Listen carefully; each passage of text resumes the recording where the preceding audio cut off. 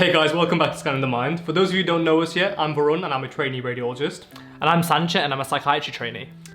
So today we are talking about some of the myths that you lot have about doctors.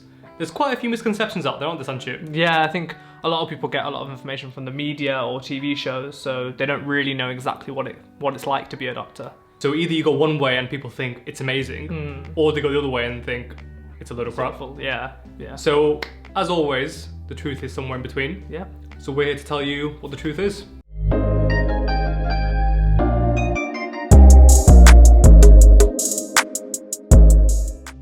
Should we start? Yeah, let's go for it. Okay, so myth number one, doctors are rich.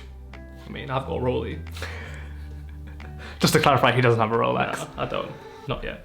But Rolex, if you're out there and you're watching for some reason, I could be watching us a Rollie, Rolex. you know.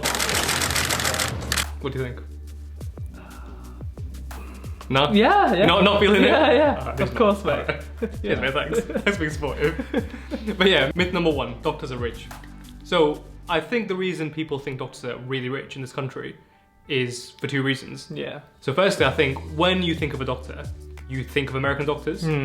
All the TV shows out there are largely about American doctors, and those guys quite often They're minting it. yeah, they're making big bucks. Yeah. I know that they'll say, oh, we have all this massive debt, but if you're pulling $500,000 to $1 million a year, which some of them are, Yeah. Now, don't get me wrong, it is very difficult to be a doctor in America and there are different stresses that you don't have here. But just looking at the pay, they are paid extremely well in Compared to America. us. Yeah. compared to us. 4, 5, 6 times as much we get paid here for the equivalent level. So the other reason that people can think that doctors are paid quite a lot of money is the pay variability. So as consultants in this country, there's not a wide range of pay that you can achieve. So most consultants, whether they're okay, whether they're quite bad, or whether they're amazing, will roughly earn between £80,000 to £110,000 per year. And this is quite different to other professions such as lawyers, engineers, accountants, other kind of similar professions where how good you are really does dictate how much you end up earning. You can be earning £50,000 a year as a lawyer, or you can be earning hundreds and hundreds of thousands of pounds a year as a lawyer, which is something you don't really see with doctors that work for the NHS. Yeah, very true, yeah. Don't get us wrong, we're not saying by any means that you're going to struggle for money as a doctor. You can live a very comfortable life. Yeah. The way I describe it is you're not wealthy, but you're well off. Yeah, 100%. You can afford to do all the things that you want to do within reason. So you can go on reasonably nice holidays, live in a reasonably nice house, but people then think, oh, you know, you're minted, living in some 10-bedroom mansion, driving a Lamborghini. I think money alone isn't enough to make you want to do medicine. Yeah. It definitely is a factor in people deciding they want to be a doctor because there's stable income. Yeah. You're essentially guaranteed to make pretty good money. Yeah.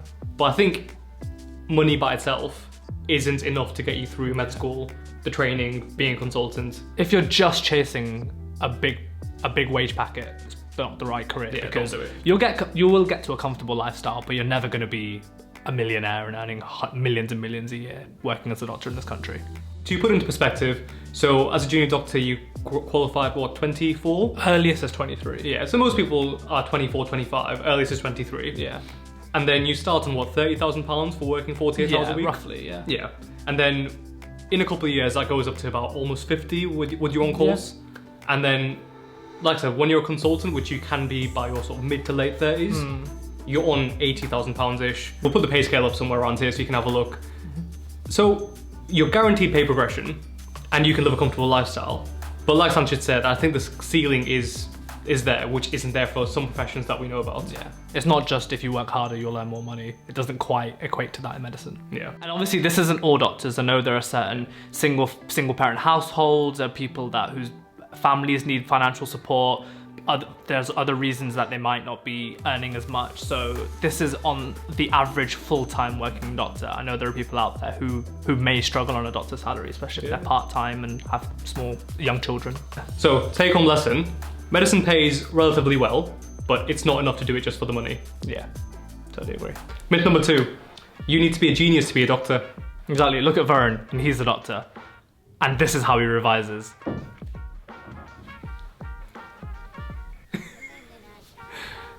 I wish I could do that.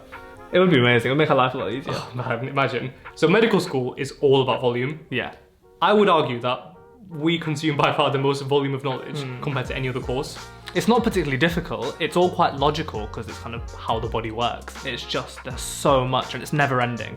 You can never say, I have revised everything I need to revise for an exam. There's always more you could learn. So for example, when I intercalated, I did a master's in research, and for the exams, I remember getting to a point pretty quickly where I was like, I've learned all the knowledge. I remember getting to a point very quickly where I'd learned everything. Yeah. I'd learned all the content.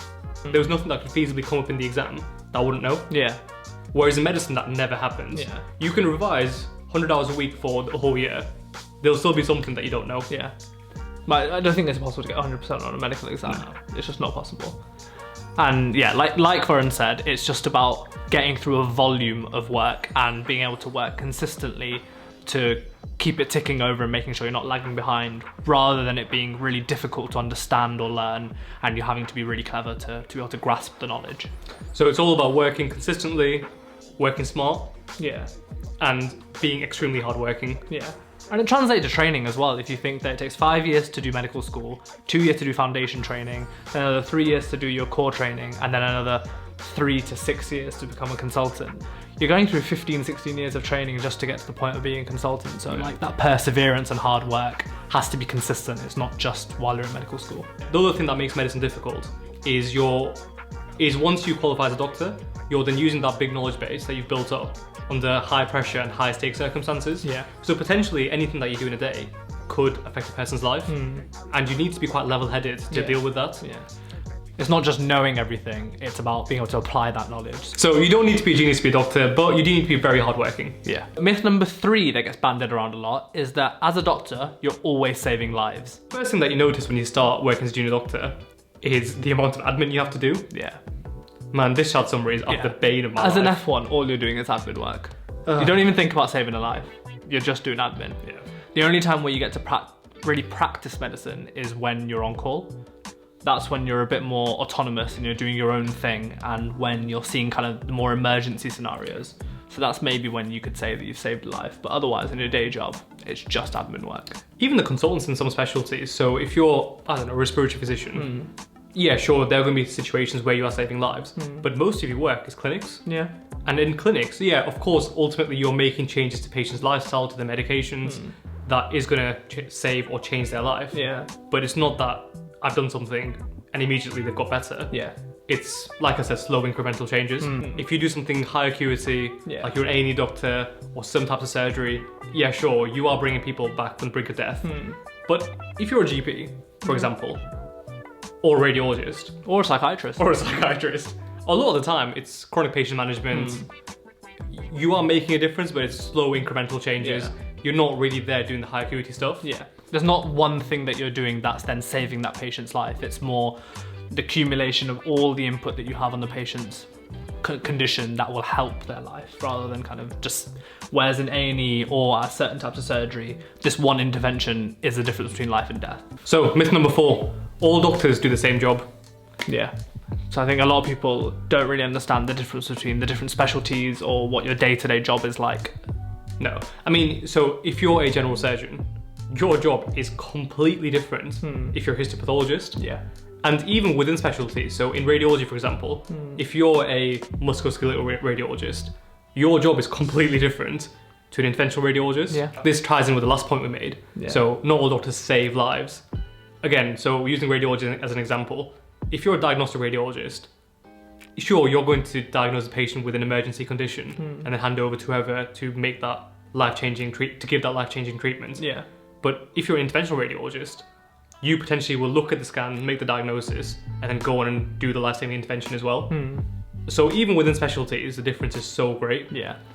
And this kind of does mean as well that no matter what type of person you are, or what you enjoy, there is a part of medicine that you can make a career out of. There is a stereotype that you have to be a certain type of person to be a doctor. But I think this point illustrates why you need all different types of people. Yeah. Because if you want to be an immunologist, you need a very different skill set in terms of your scientific knowledge, your people skills, to if you want to be a GP.